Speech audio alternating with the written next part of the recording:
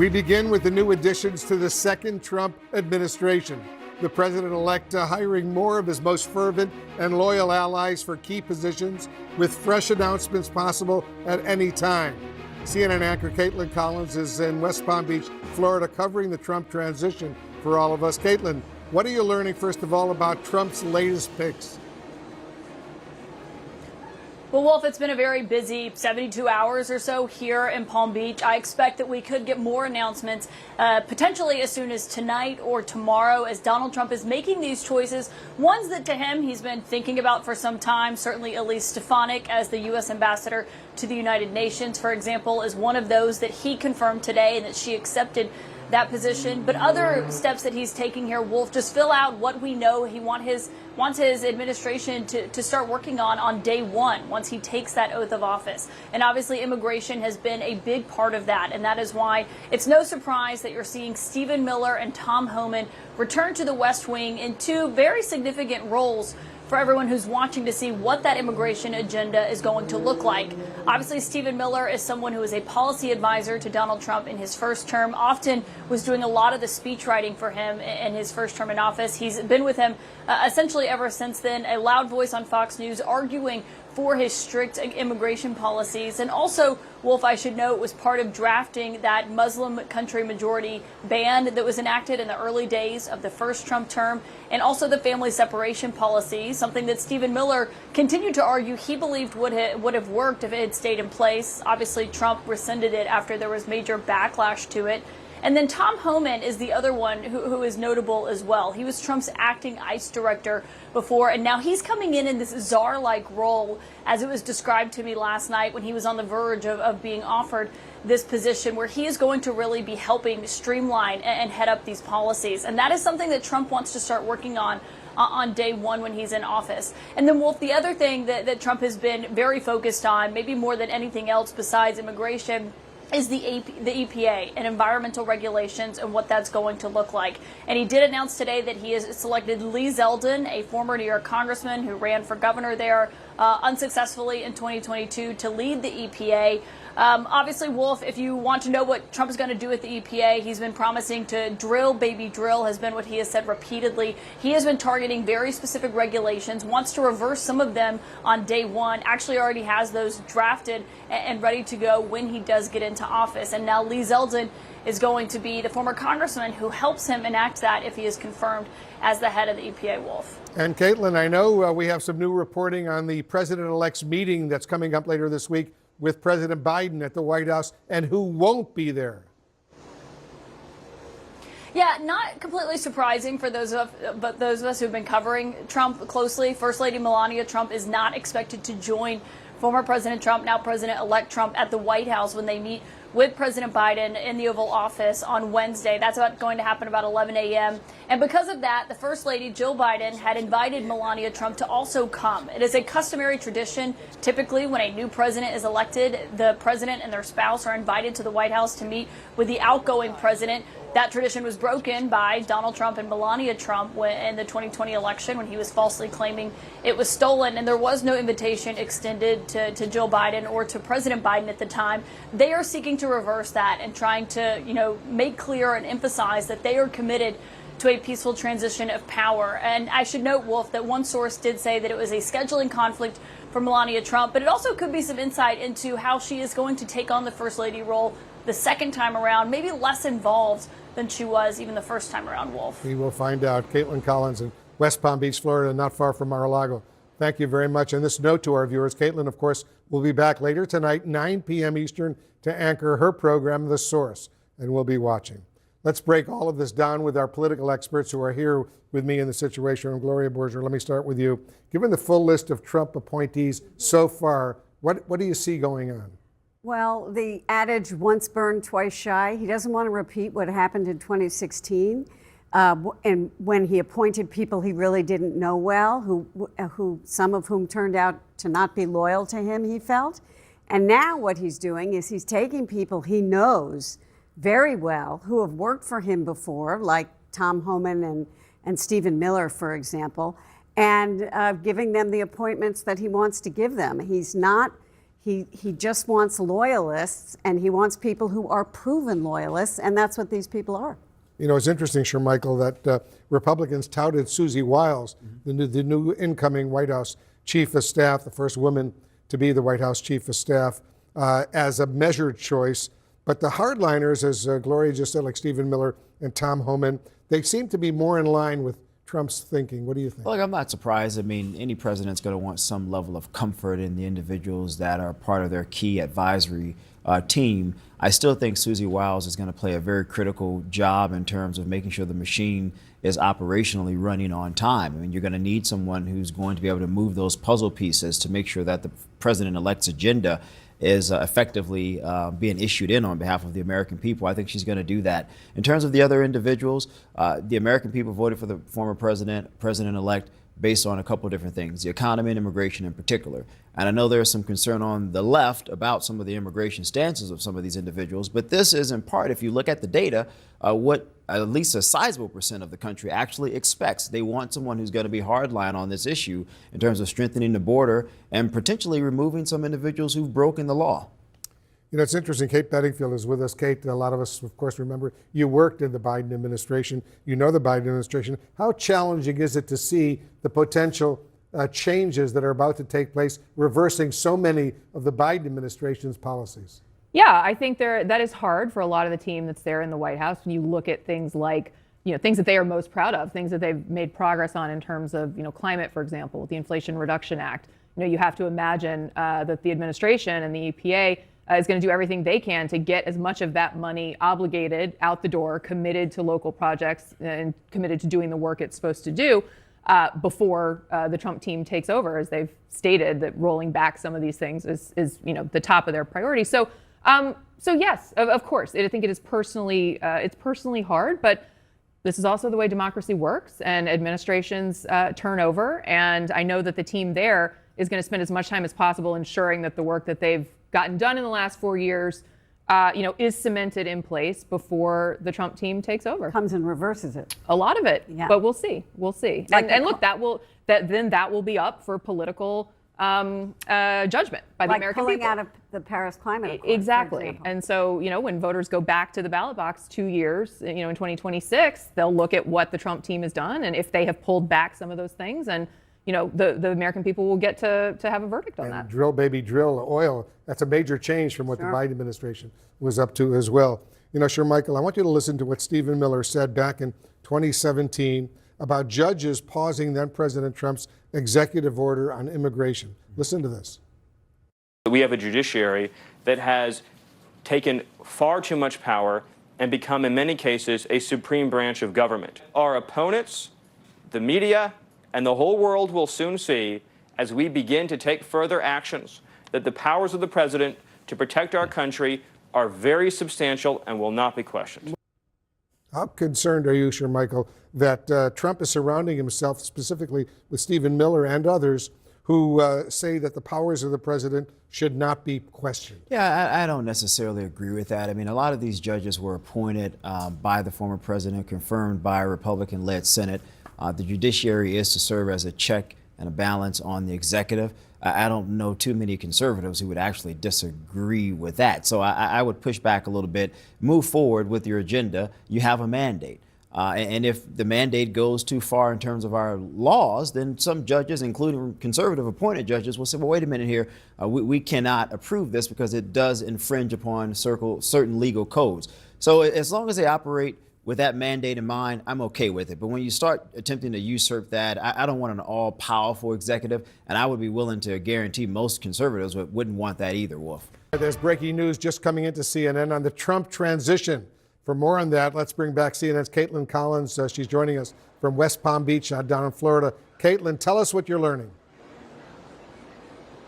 Yeah, Wolf, we've just learned that Donald Trump has selected his first of many national security roles to fill, something that will be obviously a closely watched portfolio of his second term. He has now selected Florida Republican Mike Waltz as his national security advisor. He's the first Green Beret to actually ever serve in Congress, and now he will be serving right in the West Wing with Donald Trump, obviously navigating some very difficult geopolitical conflicts, the war in Ukraine that has been going on, that Donald Trump has pledged to solve in one day. Obviously, big questions about what that's actually going to look like once he takes the oath. The war in Gaza that's been underway. All of these issues that the Biden White House is dealing with right now is soon going to be something that the Trump White House is inheriting, these global crises that they are facing. Of course, they are expected to handle them in very different ways, and so people will be watching this space very closely. I should note Congressman Waltz was seen down here in Palm Beach just a few days ago. He's been seen at the Mar-a-Lago Club once or twice. He is someone who was rumored to be in the running for some kind of national security job. Wolf, whether that was national security advisor or defense secretary, was one that was also floated to us in recent days. And so he's also been someone that you've seen and that people will be familiar with from television. He has been an ardent defender of Donald Trump's over the last several months, often out there defending him after the incident with the Trump campaign that happened at Arlington National Cemetery when they got blowback for filming campaign material there. Mike Waltz was out defending him on television. So, of course, that is something that Trump is always looking for in this portfolio. But, Wolf, one thing to keep in mind as we are announcing all of these new staff picks that Donald Trump is announcing, seemingly by the hour here in Palm Beach, is that all of these have been informed by what happened in his first term in office. He has tried to learn from that and said staffing was one of his biggest mistakes. So all of that is a factor in every single person whose name you're seeing be announced, including Mike Waltz. Wolf. Caitlin Collins reporting for us. Thank you very, very much. Tell us what you're hearing about the meetings happening down there as the second Trump administration starts to take shape. Well, Jake, that island behind me where Mar-a-Lago is and the surrounding areas, you're totally right, the hotels, rental properties, that is currently really brimming with people who are wanting to get FaceTime with Donald Trump. And it's the epicenter of where his transition is happening. Now, I will say Mar-a-Lago has always been a place where people have been, really scrambling to get an into. Are asking other members, others, how they can get an invitation. But we have seen that really increase over the last week or so now, according to our conversations. I think one really interesting thing about this is it's not just people who are looking to get potentially get in front of Trump so they can be considered for a role in the second administration. A lot of them are just wanting to influence Donald Trump's picks or try to remain close to him and have these conversations with Donald Trump themselves. So we're seeing a lot of this particularly ramp up in the last couple of days. Now, I think one really important thing to keep in mind is that now that Susie Wiles is his chief of staff, his incoming chief of staff, she really is someone who wants to control the chaos. And one of her big roles, I'm told, over these past several days has been to try and cut off access to some of the more controversial figures who could be entering Mar-a-Lago and meeting with Donald Trump. A lot of people who work with him and work with her say that she's kind of like the grown-up handling all of this. Remember, she was in control of the flight manifest for Donald Trump's private plane when he flew around state to state for his different rallies. It was a similar role then, trying to make sure that people who they don't want to be seen with Donald Trump aren't flying with him. It's the same thing now happening at Mar-a-Lago. And Elena, you've got some new reporting about the role that billionaire Elon Musk is playing in the transition. That's right. Elon Musk has essentially been at Mar-a-Lago and with Donald Trump virtually every single day since the election. He was there on election night with Donald Trump. He was on stage during Donald Trump's victory remarks. But he's also been an omnipresent person at Mar-a-Lago over the past several days. He's been in the room when foreign leaders have called up Donald Trump, including the Ukrainian President Volodymyr Zelensky. He has been giving some advice, offering his advice to Donald Trump and the team, making his opinion known for certain roles. And now I'm also told today that he is also calling lawmakers, and lawmakers are calling him as they continue to try and find any sort of influence with Donald Trump. I think what's particularly notable about this is we saw Elon Musk yesterday, shortly after Donald Trump had called for whoever the next Senate leader would be to agree to recess appointments. Elon Musk then went out and supported Rick Scott. So I think I'd watch all of these conversations that are happening with a lot of people scrambling to get to know Elon Musk very well, noting that his influence on Donald Trump is very great right now. All right, Elena Treen in West Palm Beach, thanks so much. President-elect Trump is wasting no time naming names for big jobs in his administration. He's also talking about possibly going around the usual Senate confirmation process for some of his picks. He wants the next Senate Majority Leader to be okay with that. And given the speed with which some of the candidates tweeted that they agree, it might not be an issue. Trump writing on Truth Social, quote, any Republican senator seeking the coveted leadership position in the United States Senate must agree to recess appointments in the Senate, without which we will not be able to get people confirmed in a timely manner. We need positions filled immediately. CNN's Manu Raju. I'm sorry, that's what I do. That's what I do when it's all caps. I'm just trying to, for the people at home. CNN's Manu Raju is joining me now. Manu, this would be a seismic shift for the Senate to just willfully say, okay, we're going to go into recess. Go ahead and appoint whoever you want. Yeah, and Jake, this is typically something senators would not want to do, to defer power to the executive branch, to the White House. But this is very much Donald Trump's Republican Party and a Republican Senate in which the Republican leaders are hoping to either win his support or have him stay out of this critical majority leader contest come Wednesday. So they all quickly fell in line and said they are okay with this idea that essentially would short circuit the Senate confirmation process. Remember, typically the process is that the person gets nominated to the position, then there's a background check, then they meet with the committees of jurisdiction, then the committees have hearings, and there are votes in the committees, then there's a vote in the full Senate. A typical advise and consent process could take up to about a few months. And on top of that, Donald Trump has up to 53 senators in the United States Senate. Right now, 52, likely to get 53. We'll see how Pennsylvania turns out. That means he could lose up to 4 Republican votes, at most 4 Republican votes, in order to get his nominees confirmed. But Donald Trump says, forget about all of that. Let's just go ahead and have the Senate go into extended recesses so I can install my nominees directly. Now, this has been the past about 17 years or so since Harry Reid was a majority leader and denied George W. Bush his nominees. Majority leaders have tried to deny the recess appointments by taking procedural moves. He's asking the next majority leader to not do that anymore. And as you heard from both John Thune, John Cornyn, and also Rick Scott, the 3 leaders, people vying for that position, they're saying, okay, President Trump, we'll do what you say. Yeah, I have to say, in Washington, D.C., people usually don't willingly give up power, but I guess it's kind of par for the course in Trump's Washington these days. What about Senate leadership? I mean, Elon Musk and others specifically endorsing Florida Senator Rick Scott, as Elena just referred to. Just weeks ago, it seemed like Scott was a long shot. We haven't heard any word from Trump yet on Scott for this time that he's running for majority leader. I think he endorsed him when he ran against Mitch McConnell, but he got clobbered.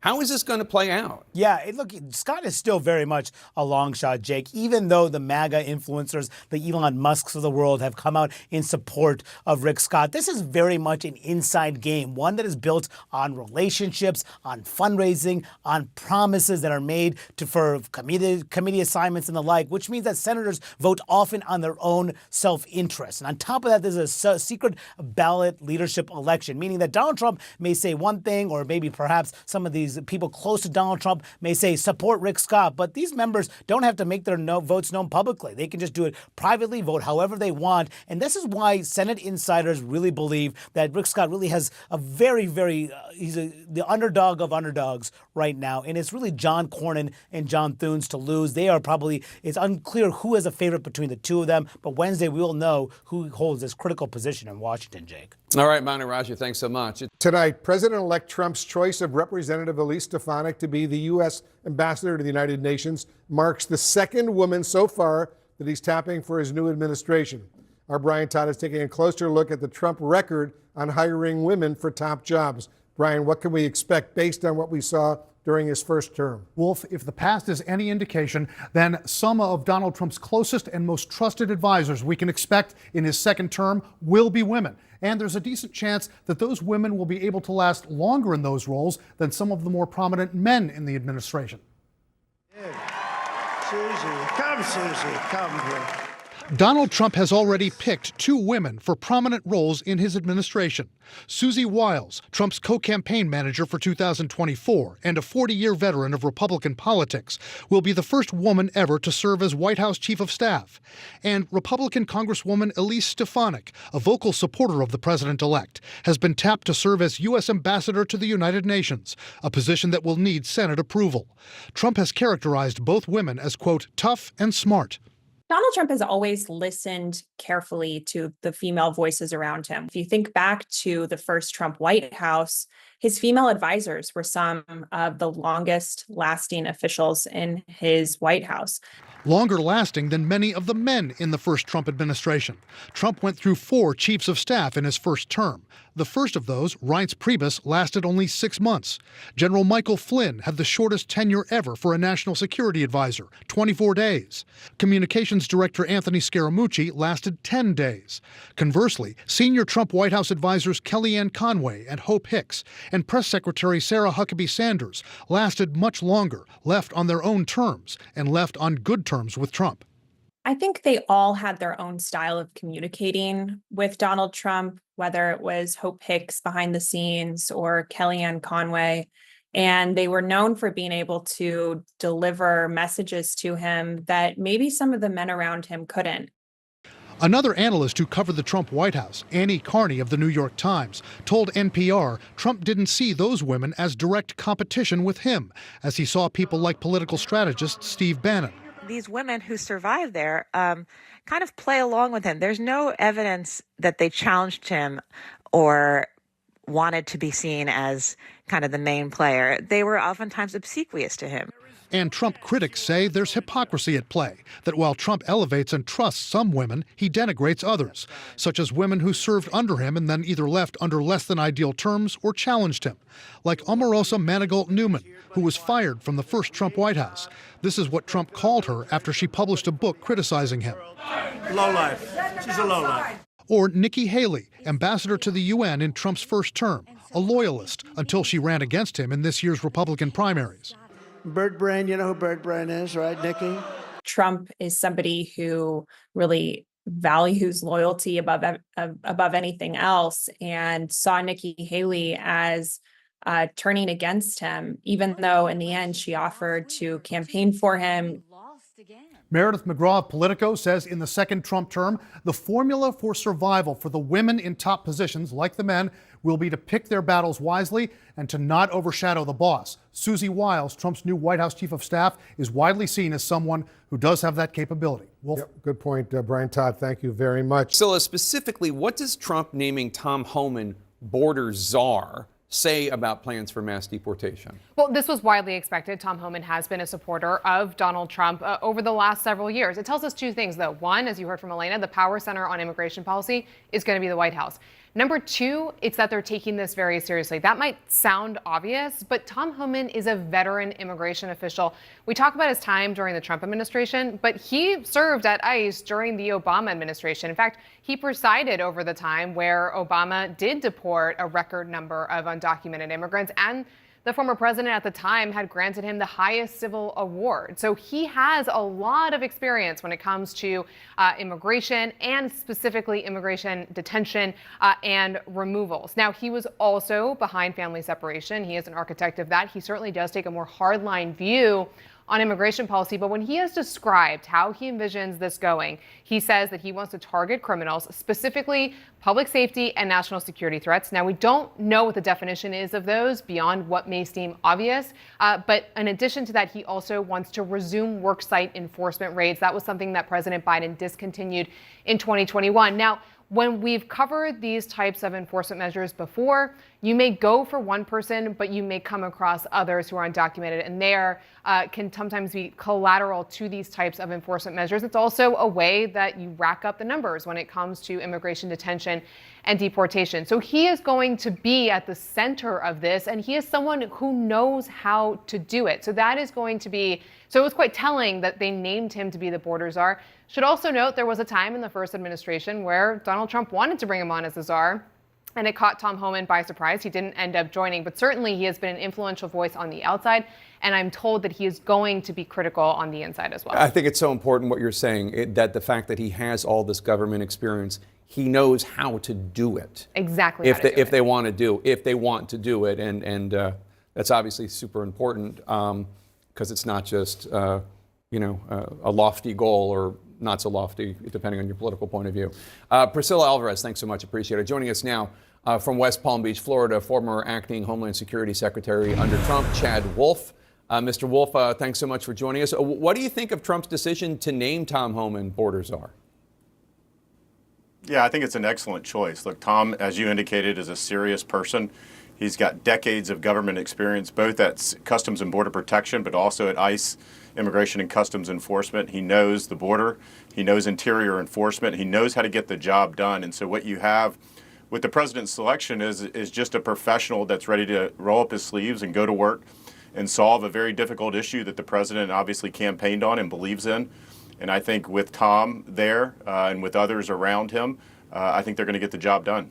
Well, define the job. Obviously, I think nobody who's rational would disagree with the idea that violent gang members or criminals who have especially committed violent acts should get them out of the country. That's fine. I don't think that's a difficult political decision. It's the next rung, right? And the rung after that, and the rung after that.